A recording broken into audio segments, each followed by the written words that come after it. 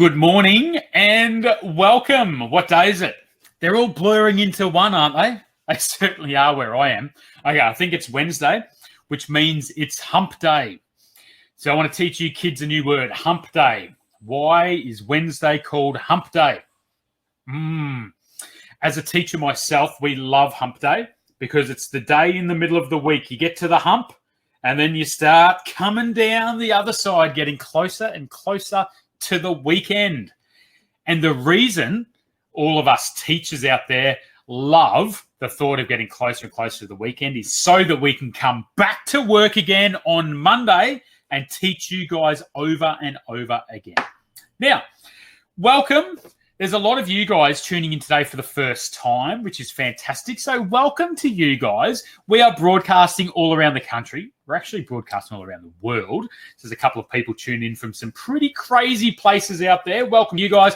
Most of you are in Queensland, the East Coast, down south, up the West Coast of Australia. So g'day to you guys. As always, guys, chat room, I've turned it off. I've clicked the big red button there. So chat room is turned off. If you've got questions, and I feel like you might have a few today, which is going to be fantastic, jump on the Street Science Facebook page. You'll see there's a post. It's not the top post. That top post is about the Learning Lab, which I'm just going to make sure is lit up for you guys. There you go. You can get into the Learning Lab with a 15% off code at the moment. If you want to go in there to the Learning Lab and just have a sniff around, by the way, you don't have to pay straight up. You can go into the Learning Lab, click on that little button there, click on catalog up the top, and you'll see some of the videos and worksheets. For those of you who have signed up, you would have got one from a lesson from Rafa on Monday, all about water. There's another lesson getting released tomorrow to help you guys work through that worksheet. And I think it's on materials, perhaps, and how things change. I might be right, I might be wrong, I don't know. You'll have to tune in and check it out. So that's released tomorrow in the Learning Lab. 15% off. At the moment, if you use that little link, it's only going to last for a few more days because it's nearly the end of April. Other bits of housekeeping involves birthday shout-outs. It's not my birthday yet. That's still a few days away. You guys remember when it's Science Steve's birthday? April the 28th. That's pretty good. A couple of people having birthdays today, though. Pretty exciting. Happy birthday, William, Billy the Kid. William's 10 years old today, mate, so happy birthday to you, legend. And Lucy, I don't know how old you are today, Lucy. I didn't write it down, but a very, very happy birthday to you too, mate. Hope you enjoy yourself, and I hope you have a great day.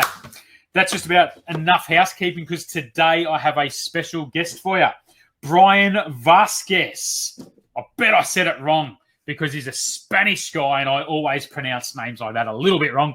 He'll correct me, I'm sure. He's a little bit of a cheeky fella too. He's great fun. He's an environmental scientist. And Brian has a great story to tell you guys very, very shortly about his story, where he's come from, what it was like studying and becoming a scientist. I think he then went away and did maybe a master's of teaching after he did his undergraduate environmental science degree, which means not only is he an environmental scientist, just like me, he's also a teacher, just like me, which means we're going to have so much fun in here today. And he's going to do some DIY science with you. DIY being do it yourself. He's going to teach you guys how to make your own toothpaste. Have you ever gone to use the toothpaste and your little brother or your little sister's been in there before you and they've made a mess of the top of the tube, or they've squeezed it all out and they've left nothing for you? After today, it will never, ever matter again because you're not going to need to grab your McLean's or your Colgate or whatever you guys use, your bubble mint flavored Dora the Explorer brand, whatever you guys use, because Brian is going to teach you how to make environmentally conscious toothpaste. All right, which is really cool, and it tastes amazing. I can't wait to grab some and take it home for me to use tonight. All right, you guys don't want to listen to me today, do you? Because it's all about meeting a scientist. So, without further ado, put your hands together, make some noise. Let's hear it for my mate, Brian. Come on in, champion. Woo! Hello. Yeah, Steve, I have to tell you that you must pronounce my name. It's Brian Vasquez. Vasquez. Yeah, Close. good. Yeah, Can you do it at home? Brian, I heard them say Brian. Brian Vasquez. Try it. Vasquez. Yeah, good. Yet it's spelled Vasq. U-E-Z. Of course it is. That's why I got it wrong. Okay, Brian, I apologize, mate. It's the only thing I'm going to get wrong today. All right. When we bring in scientists like yourself, I love when we get an opportunity to tell our story. I love it when the kids who are sitting at home, now remember, there's lots of kids in Australia at the moment learning from home. Some of you are at school, and a shout out to your teachers if we're playing up on the big screen, but most of the people are at home. So think about it. You've got kids lying on their beds with the tablet in front of them, right? You've got kids taking a break from their program, having their apples and their munch and crunch. Then you've got other kids who are sitting there keen as mustard in front of their computers, following your every word. But what we found is that so many kids out there in Australia want to be scientists just like us. And they're sitting there going, how can I become a scientist? What is it like studying to be a scientist? What's it like when you finally get your first job? And what do scientists even do? So let's go back in time, Brian. First of all, how old are you right now? I'm 29 years old. 29 years old. Yes. Okay, so let's go back, I don't know, 15 years. So back when, let's go back 20 years to make my maths easy. 20 years. Okay. Back until you were... In Peru. You're in primary school. So where were you living? You weren't living in Brisbane? No. I was born in Peru and then moved to Spain. Right. So do you know where Peru is? I've heard of Peru. I feel like it's not a town in Australia. No. I feel like it's beyond the borders of Australian waters. It's, I'm going to say, South America. Yeah, you're right. All right, cool. I have a map here. Excellent. I will show you where Peru is. Hold her up a bit closer. There we go. All right. Okay, Brian, perfect. Now I can see the colours kicking in. So where's Australia? There's Australia. Look at that beautiful little country in Tasmania hiding down the bottom. Now, Peru is that America? Yeah. Or is that Africa? There. Is that it right there? Yeah. On the end up, of the tip? up. Here, over here. In here somewhere. Peru. Oh, cool. Yes. So, hang on. Just show me that map. I'm not very good at geography. Caitlin, if she's listening at home, she loves geography. She loves this stuff. Is that America up the top there? Yep. Okay, so up here is America. Uh-huh. Yeah. And then down there is, just darkness, South America. Okay, cool. What are some big countries in South America? What sort of places are we talking nearby? Brazil. Brazil, yep. Perfect, because we have the Amazon there. Yep. So you know that in the Amazon, we can find pink dolphins.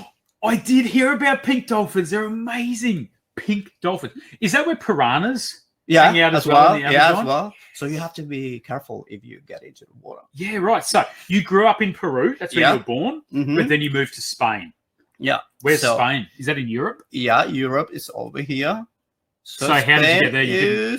You didn't walk or catch a bus? No, I have to fly, I think, 12 hours. 12-hour flight. Yes, to get there. And then my next country was this one. Australia. And it took me like 2 days to arrive here. To travel from Spain. Okay, so born in Peru, grew up in Spain, found your way to Australia. Now, why did you become a scientist? It's a very, very easy question. Because when you are a kid and you love nature and you love taking care of your planet, you will be a scientist. So maybe you, little guys there, you will be a little scientist. We need scientists already. So, yes, we have to study a lot, but we love what we study. So that's right. Did you always want to be a scientist, or was there another career that you thought you might take? No, I always wanted to be a scientist. When I was a kid, I had many animals at home, many plants. I love to play with them. So, yeah. Very cool. Okay, so when you did your first degree at university, how long did it take you training to become a scientist? How many years? 4 years. 4 years. It took me 4 years as well. There are some science courses in Australia that take 3 years, which is cool. Lots of people do courses for 3 years and they do an extra year called their honours, and they get to go a little bit deeper. and they do projects. Did you do any cool projects that you can tell us about while you were learning your science? I did many, many cool projects. And let me tell you something. One of my most excited projects is when I visited an island in Africa. Right. Okay. So you're in Spain while you're studying. You went to an island in Africa. Yeah, but the good thing about this island is just it belongs to Spain, but it's located in Africa, so it's kind of weird. Really? So the Spanish government owns this chunk of land that's floating, and is it just off the coast of Africa? So Yes. cool. So you went to this island. I went to the What were you island. studying? Wait, but first, can you say the name of this island? I'm sure It I is can. La Graciosa. Try it. Come on. Okay, say it once more. La Graciosa. La Graciosa. Good Okay, pronunciation. hang on. I want to see if these kids can say it. You say it again, Brian. La Graciosa. Say it. La. I got it wrong. Go again. Graciosa. Graciosa. Yeah, So that's the name of the island. Is that a Spanish word? it is a Spanish word. Does it translate? We can translate that. We say it in English. We say it in English is the funny girl. The Funny Girl. Yeah. So the island is called the Funny Girl. Do you know why it's called the Funny Girl, Brian? Maybe it would be because we at islands we have fun there, so maybe it would be like that. Very cool. Okay, so on the island of the Fun Girl, what did you do? Okay, that was an amazing experience because I explored the island. It's just a tiny, tiny island in the Atlantic Ocean, and like 700 people live there. Wow. Yeah. So we explored there, and we found fossils. Yeah. It was great, and we worked with different birds. So one bird was very, very special because the population is decreasing. So this bird it's very important for that ecosystem. So I'm going to show you something from that bird. Yeah. I'm going to show you the sound that this bird made. Cool. Before you do, Brian, have you heard the kookaburra? The Australian kookaburra? Yeah. So we've got lots of birds though in Australia that make some pretty unique sounds. So this is the bird that was on this Spanish-owned island in Africa. Okay, cool. The microphone's over here, so Brian might be able to hold his phone up. Let's listen.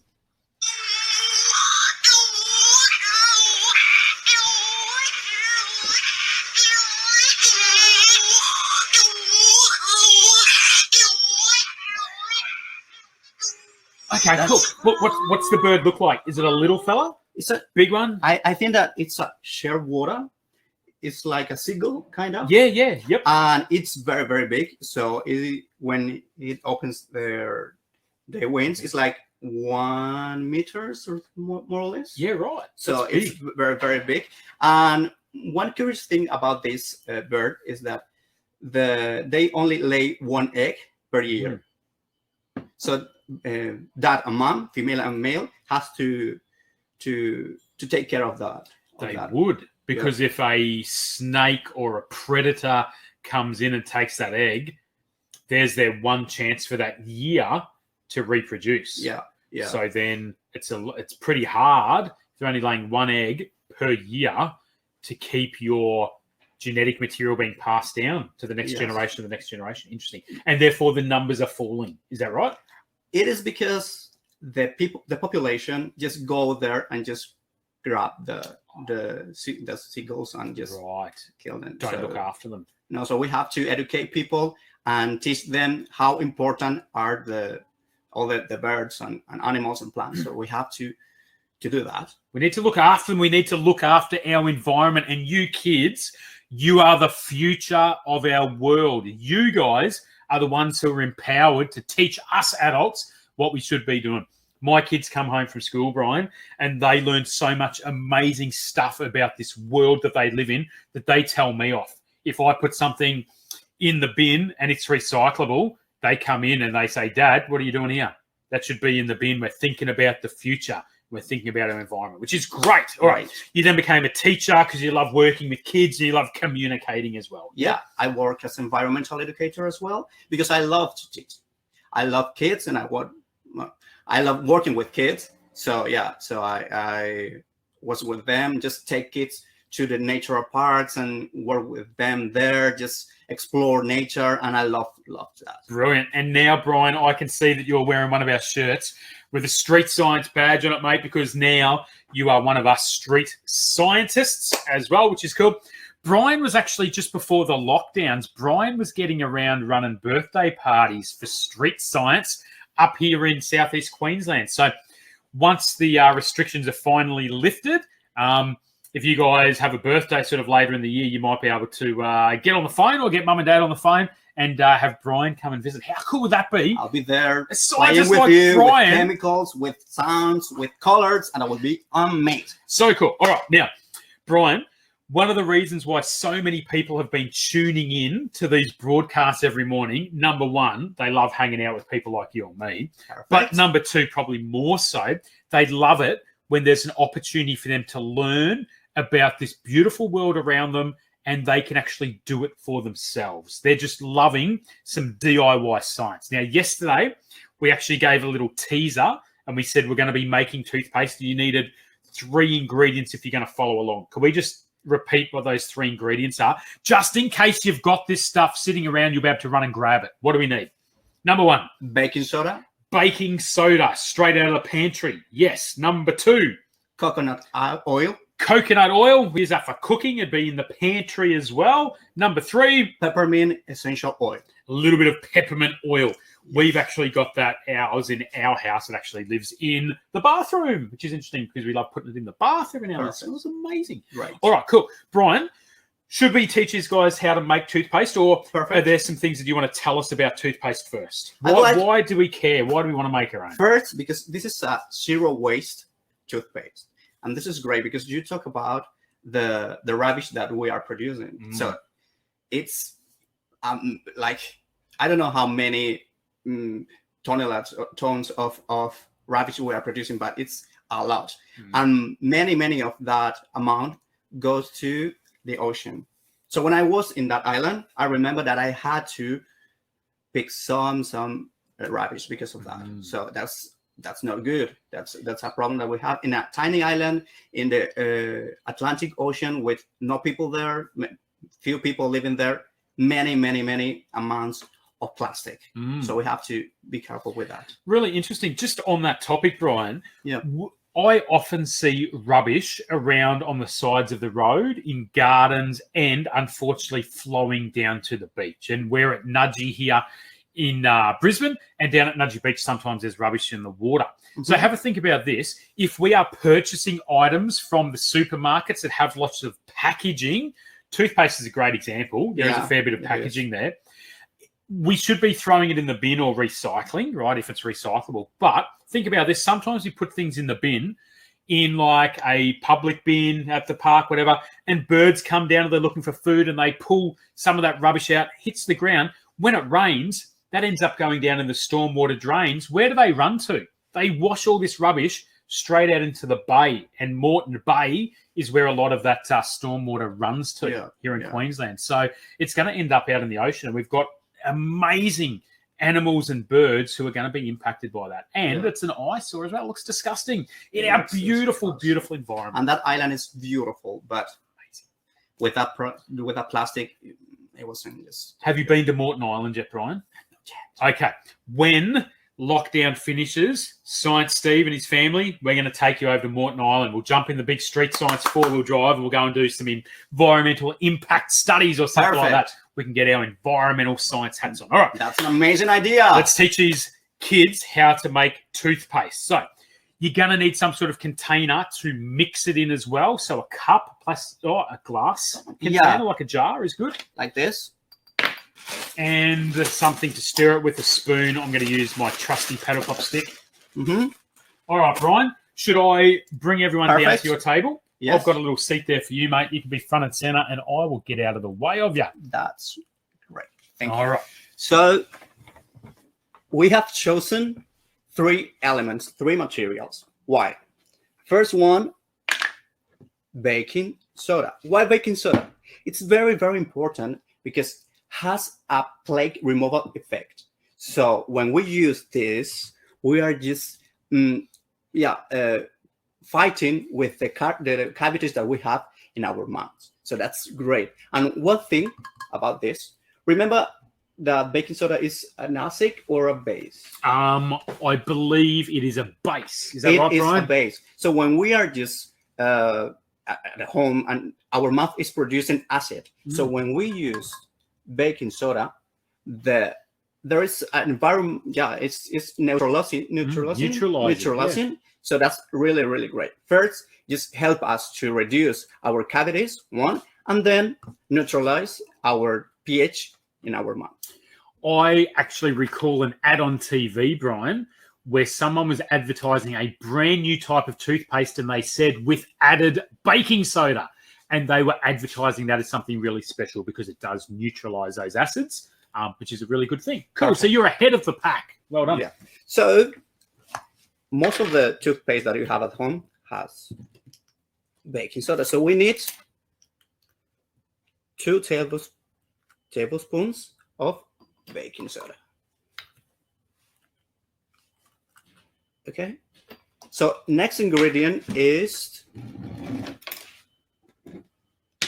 coconut oil. Why coconut oil? Because this oil is incredible. This oil attacks harmful bacteria in our mouth. So that bacteria produce bad smell, bad breath, tooth decay, and gum disease. So when we are using coconut oil, we are avoiding that things. We are reducing the risk of that thing. And one thing about this, a good thing, that the coconut oil kills an oral bacteria called Streptococcus mutans. Wow. This Streptococcus mutans produce gum disease and tooth decay. So that's great. Very cool. Yeah. So just to recap, I think you're using the little scoop there. So is that a teaspoon, the little one? Yeah. So 2 teaspoons of baking soda to start, followed by 2 teaspoons of coconut oil. Very good.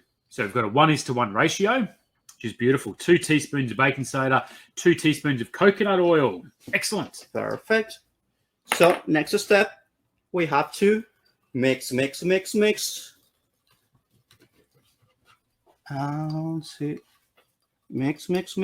And do you want to give a little sniff? Little smell. Yes. Now, we are in a lab, Brian, so I know you're testing my scientific procedures here. I'm not just going to sniff it. I'm going to use what I was taught in the science lab. Oh, it smells amazing. Actually smells like coconut oil, funnily enough. It smells great. It smells like that stuff that they used to have, what was it called? Latan?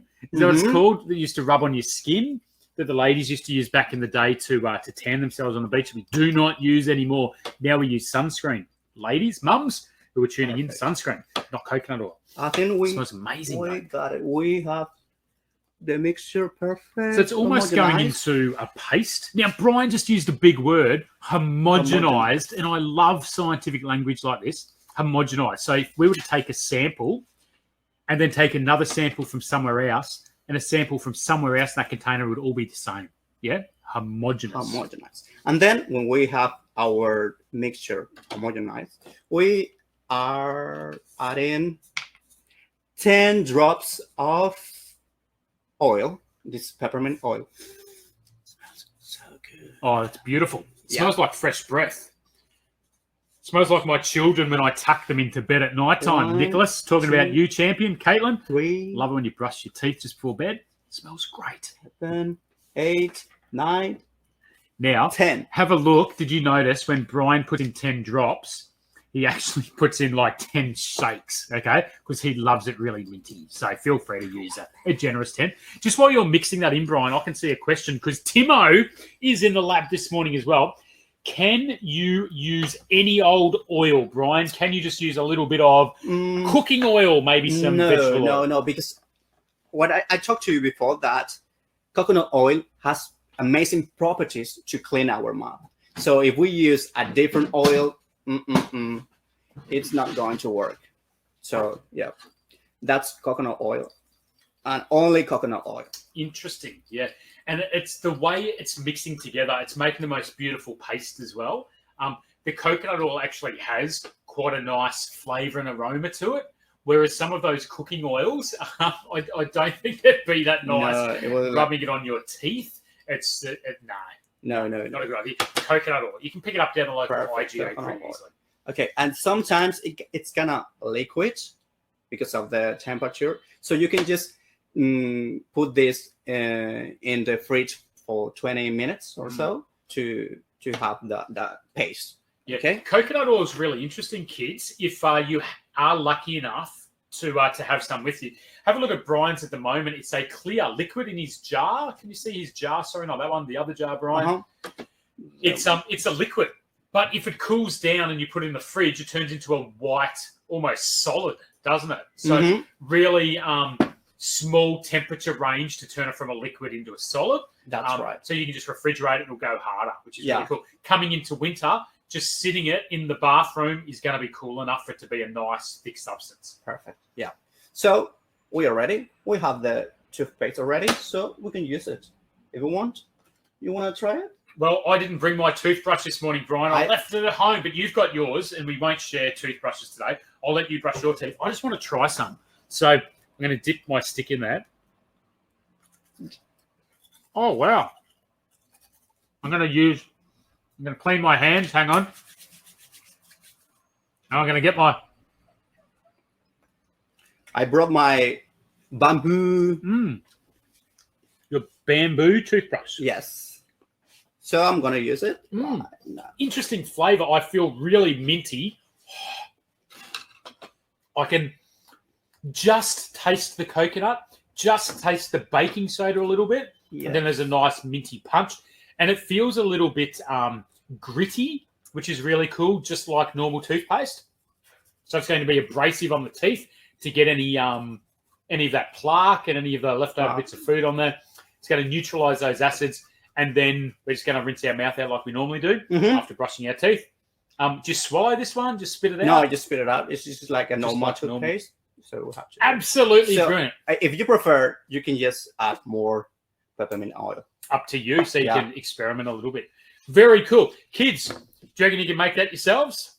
How cool is that? Make your own toothpaste at home. Brian, let's stand up again. Perfect. What an absolute pleasure having another environmental scientist in the lab. So good to have you on the team. And thank you for the work that you've been doing over the other side of the camera. Brian's been sitting over there producing these episodes every single morning, getting up bright and early to help bring meaningful, exciting and engaging lessons to you guys. All right, Brian, I'll tell you what, you can leave that jar here with me. I'm going to keep that one and take it home with me. Thank you very much for making me some toothpaste. I'll let the kids try it later. We're going to say hooroo, see you later. Elbow bumps is what's in at the moment. See you, champion. I'll kick you out of my lab. Brian's going to get behind the screen so that he can play our final videos. Any final words, Brian, before you go? Thank you. Mate, thank you. It's been an absolute pleasure. All right, to wind up today, guys, on the side or the bottom of your screen, you can see that link to the Learning Lab. To find out more information about what that is, just go to the Street Science webpage, streetscience.com.au. Click through up the top, you'll see resources. There's a heap of experiments there that you can click on and download. We might even try and type this recipe up for you, and we'll add it to those resources in a few days' time. There's also our online store that you can click through to, and there's another thing that says Virtual Learning Toolbox. If you head in there, there's some little videos and stuff that tells you about what we're doing to help keep you kids engaged and learning through this lockdown period and beyond. Hope you enjoyed that. How good was it talking to Brian about those birds with that crazy, crazy sound that they make? Learning a little bit about some low-waste toothpaste products as well. Little links there to our shop. Get in there and have a little look around. Our chromatography kits are back. Yes, they're back. Chromatography kits. In fact, I'm going to shout out, Claire's working in the warehouse today. She's picking and packing. Claire, Anyone who buys a chromatography kit, a bacteria farm, or a chemistry bar today, tomorrow, or Friday, can we please throw in one of those free rockets? Can you grab a rocket and throw it to me so I can show them? Claire's waving to me. She's saying yes. Hey, here's one. Just to celebrate those chromatography. She's got a whole bag of them. They're flying in all over the place. Limited edition street science rockets. All right. Today, tomorrow, and Friday, buy a chromatography kit, a bacteria farm, or a chemistry bar. They're the big kits. We'll throw in one of these limited edition rockets for you. But you're going to have to get on and want to hear the sound of that shop dinging, ding, ding, ding, ding. All right. That's about enough from me. Should we get out of here? Tomorrow, I've got a special treat for you. Do you remember a couple of weeks ago, my mate Timo, he was in here and he was teaching you guys all about viruses. Do you remember that? We did a special and we made our own hand sanitizer. Timo, yeah? He joined the circus a couple of years ago and now he works here at Street Science. Let me just remember, I try to get this right. He's got a background in medicinal chemistry. I hope I've got that right. He's a dead set legend, right? He's going to be running the lesson tomorrow. I'm going to have the day off, which is pretty cool. I'm not going to come in on Thursday. It's tomorrow. He's going to come in. He's going to teach you guys all about surface tension. So if you want to play along, this is one of those nice, easy ones for you guys. Milk, food dye, dishwashing liquid. That's about all you guys need, and maybe a plate or two or a bowl. And a cotton bud. All right, cool. Little cotton bud, you know, the ones you clean your ears out of. When Dad tries it, they come out, they're like covered in gross yellow stuff. Those little cotton buds. Grab one or two of those as well. Milk, food dye, a cotton bud, and some dish soap, all right? Some washing up liquid. That's all you need to experiment with surface tension with Timo. I'll be back on Friday. How about, I want to do something special for you. How about on Friday, we make elephant's toothpaste? Yeah, I've got 2 recipes for you. One of them is a kid-friendly recipe that I'll teach you guys so that we can do one here and you can copy that at home. It's nice and safe using stuff flying around the house. Mums and dads, if you're listening, you need a little bit of yeast powder for that, powdered yeast. I've never actually done that kid-friendly one before because I always do the big one that makes a big mess, but it's Friday and I've got the weekend to clean up, so let's do a big elephant's toothpaste for you guys as well. That's on Friday. Heaps to look forward to. I better get out of here because it's 10:30. Kids, get stuck into your work. Mums and dads, remember, just get the kids a nice, stable environment, right? There's a really cool show on ABC Me or ABC2. I can't remember. I was watching it yesterday. It's called Science Max. A lot of those science shows on TV I don't really rate, but I watched this one yesterday. It was really cool. Science Max on ABC. It was mad. Sort of what we do, but he was ramping it up. All right, see you guys soon. Timo's in here tomorrow, so all the best with that, Timo. I'll be back on Friday for now. See you later. Science Steve tuning out. See you Fridays. Bye. We love science so much here at Street Science. We teach kids about science and we do it in a really, really cool way. We're going to be teaching them the science of fireworks. We're going to be working with liquid nitrogen, some amazing visual stuff.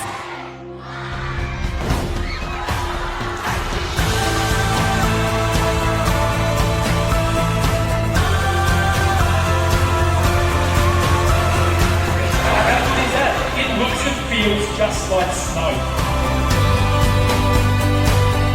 Let's ramp things up a little bit. Who likes fireworks?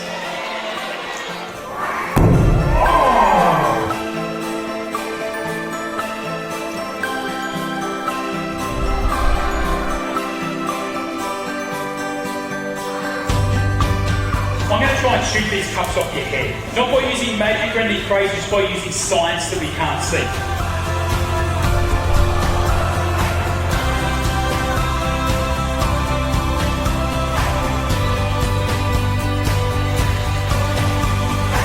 You guys see a liquid in there? Look at that dark patch at the bottom.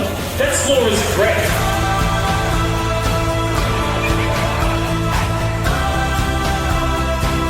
Can we sneak in one more quick demo?